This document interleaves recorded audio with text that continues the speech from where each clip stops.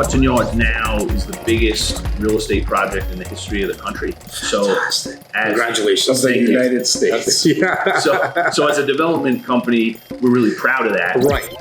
Hey. Thanks for being in the REC experience. I'm your host, Jas Takhar, with your girl, Laura Elto Stewart. What up? Hello.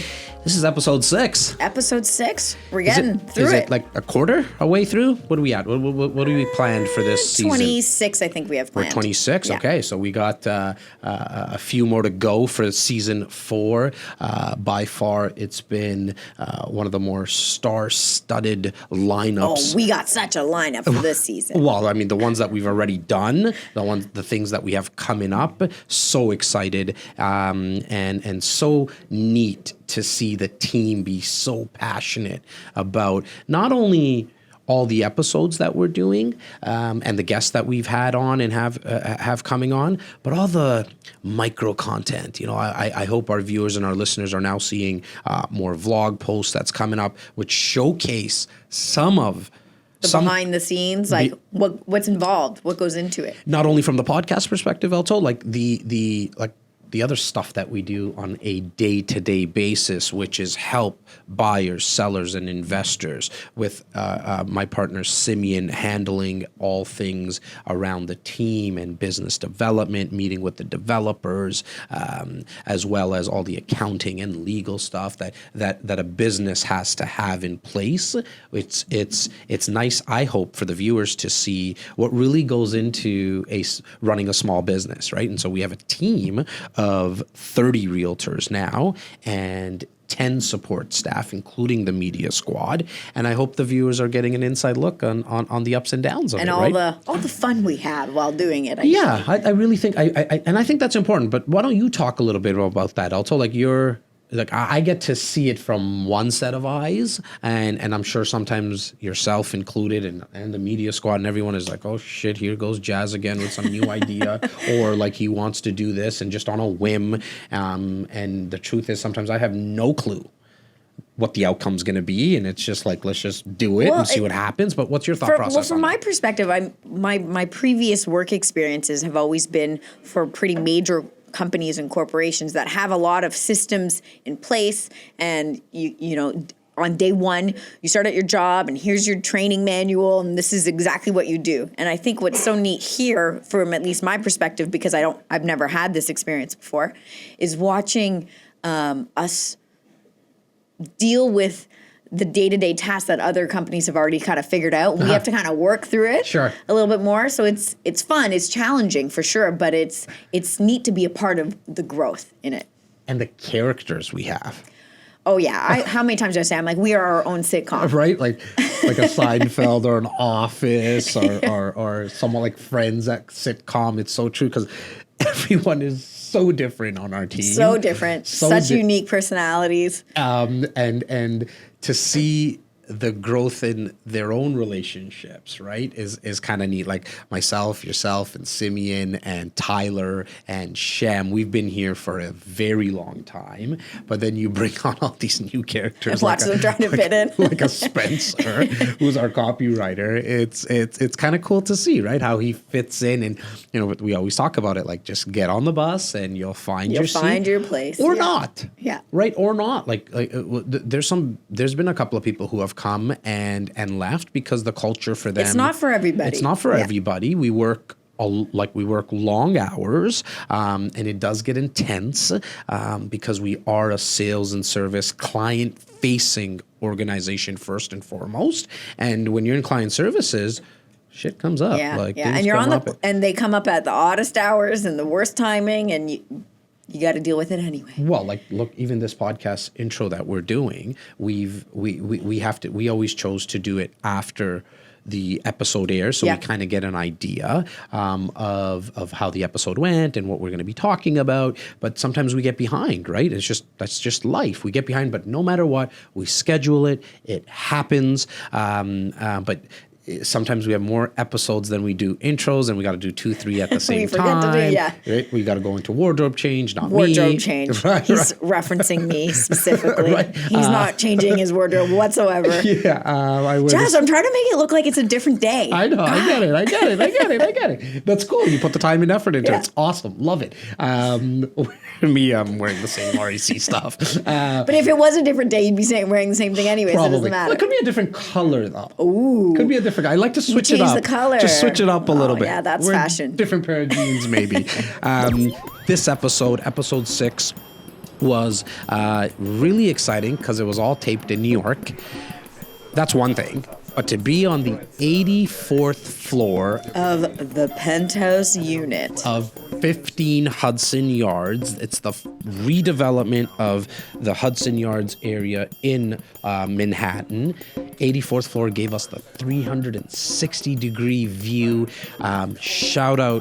Huge shout out to Luke. Boy, Lukey! Luke, thank you so much for setting this podcast discussion up with Mr. Stephen Winter, Senior Vice President of Related Companies, who is the developer and who put redeveloped of Hudson Yards. Developer of Hudson Yards. Really world renowned, but they have some huge projects in all of Manhattan. So it wasn't, it was obviously not their first time at the rodeo. He alone, don't quote me on this, but I think he's been with Related for coming up to about 15 years, worked his way up. It was a treat for both Simeon and I to sit down with him and discuss his kind of road to within Related, and now more importantly, what Related did with Hudson Yards and the vision that they had. Well, it's so great because we're now learning about developers taking the responsibility on themselves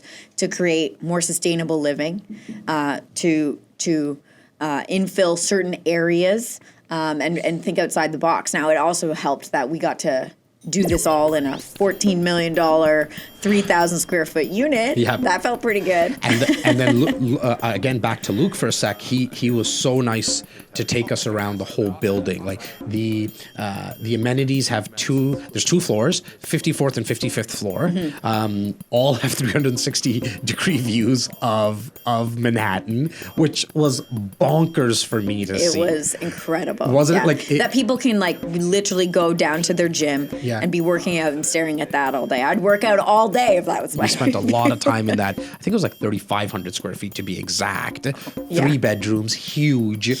The hallways in this place. I mean, it's not what we think of as condo living. It really is just a house in the sky. Yeah. Like everything's big, and there's wine lockers that you can buy, and there's for $200,000 chef's kitchens that you can rent out to have like a really big party. Although you could do that in your condo. So yeah, but it was funny because Luke was mentioning, and I think Stephen might have mentioned it as well, right? It's set up in a way that you probably, I guess they found a lot of people who are looking for that size of condo, and for whatever they do for a living, they generally like to keep like all the guests and stuff in a central area, like a what we call here like a party room. So you have the cocktail hour room, standing only with standing tables, and then you move over to the dinner room, and then from there you go to the dessert room where it's sitting on couches. Like I felt like I was in Downton Abbey in this place. And this building doesn't. It's not all $14 million condos. There's 1.5, like there's 1.5, $2 million condos, which for that location, as all of our viewers and listeners know, I mean, it's real estate. It's location, yeah. right? And then builder, and to make sure that the builder has a great reputation, which obviously Related does. They did some stuff in Times Square as well as Columbus Circle, I believe it was. Yeah. They redeveloped those areas right by Central Park as well. When you're looking at that type of location, it was neat to see and really bring to our viewers and listeners the fact that if you think Toronto's expensive right now, and I understand that Manhattan has 8.5 million people, so it's approximately 1.5 million more than the Greater Toronto Area does. But we know in 10 years that's exactly going to be our population. Well, the way what we've done with the Greenbelt legislation is kind of forcing the GTA to be like Manhattan. High density. And high density, it's its own island. We can't build out, so we have to build up. And to see what they've done there, it really is a snapshot into what I think our future here will be in Toronto. It might take a while, but I think that's the way we're going. So make sure, Clem, all the footage that you got while you were, I don't know where you were sometimes, Where's getting Clem? footage and stuff. That's probably the most asked question while we were in New York. Where's Clem? Where's Clem? But all joking aside, I saw the hours upon hours of content and be-real, so to speak, that you captured. It was so inspiring for me to see, to almost... to almost be able to forecast kind of what Toronto's going to be like in 10, 15 years. Manhattan is flirting price per square foot around $3,000. We're at an average of about $1,200, $1,100. Yeah. It's amazing to see a city, how you can get so many people in such a small area, and it works. It works really, really well. It works really, really well. I mean, their transit is awesome. So it's obviously something that we need to work on here in Toronto. But no matter what, the 1.5 million people are coming in the next 10 years. And that's just like Immigration Canada stats. I mean, there's still, interprovincial immigration, which is probably slated at another 250 to 300,000 people over those 10 years. And so it's quite basic. It's so basic. Supply and demand. Like very easy, right? Like we just don't have enough bread. Using kind of a bakery analogy, there's just not enough bread to go around for everyone in line. So the baker will generally increase the pricing of the bread that he or she has. So I think here we have to just start wrapping our heads around this as being the new normal. Right. And here's the thing. With that many people coming in terms of population, we're always going to have the renters. Like you're going to have renters that need housing once they land in Pearson. Yeah, they need somewhere to go. They need a place to go. And they don't know, and there's a lot of people who move to the city and they haven't figured out where they want to live. So people like that. I'll live here for a bit and then I'll figure out where I want to go. There's also people who, buying a condo is expensive now. It's going to be more expensive. And so that might stretch out the amount of time that people have to rent in order to save some money for a down payment. I love the fact that you talked about people living in condos also, because we were obviously in a 3,000 to 3,500 square foot unit, but most of Manhattan is on an average is 450 to 500 square feet. Yeah. Toronto's already trending that way. 7 years ago, we used to say Toronto's going to have micro units. The average now is 500 square feet, really, that we see people purchasing. But once we've seen what's happened in New York, they're going to get smaller. For sure they are. But even if they get smaller or stick with the 450 to 500 square foot units, you've been in thousands of them now.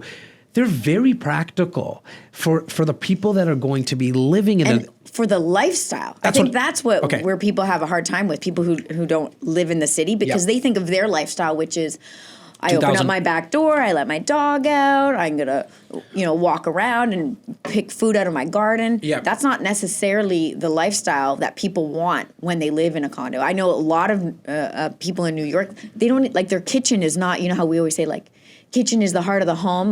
That's not like that in condos. A lot of people, they don't even eat at their house. They either pick up food on the way home, they Uber, they go out to restaurants. That's where they want to spend their money. It's a lifestyle. We have to look at it from a different set of eyes. And I heard you on a call not too long ago. You were saying that you yourself are in a, how big is your home approximately? Off the top of your head. Off the top of my head, probably upstairs is 1,200 square feet. And then you have a finished basement? Finished basement. And so never use it. And I heard you on the call. And I don't even use the 1,200 square feet upstairs. That's important, right? That's what I heard you speaking to a client about, that you don't even use all the space that you have. And so when you think about somebody living in a 500 square foot condo, they're using every inch of it because that's what they need. It's not about the want. It always comes back to the word that you used, lifestyle, because it's about going to work, walking or biking, especially if you're in the downtown core, and then picking up your dry cleaning on the way back, meeting the friends at the local pub, and then picking up groceries. And I always say that in the suburbs, you pick up groceries for the week, for the 6-7 days. In the city, Costco. You do it from Costco, because you have the space for it, and then you kind of want to fill the space, right, so to speak. Where in the city, and especially the millennials and the younger generation, they're picking it up for 2 days. Yeah. Because they want fresh stuff and they're going to cook something up if they do decide to cook. But other than that, they're just going to probably just do Uber Eats, or, I use Skip the Dishes more. But that's why these apps have become so popular, right? Yeah. Guys, as always, we want you to enjoy but really importantly, need the feedback from all these episodes that we're putting out. Today's, again, is Stephen Winter from Related Companies, Senior Vice President. Another shout out to Luke, shout out to Stephen. You'll obviously see myself and Simeon sitting down with Stephen. Laura, thank you. You bet. Give us the feedback, guys. Enjoy.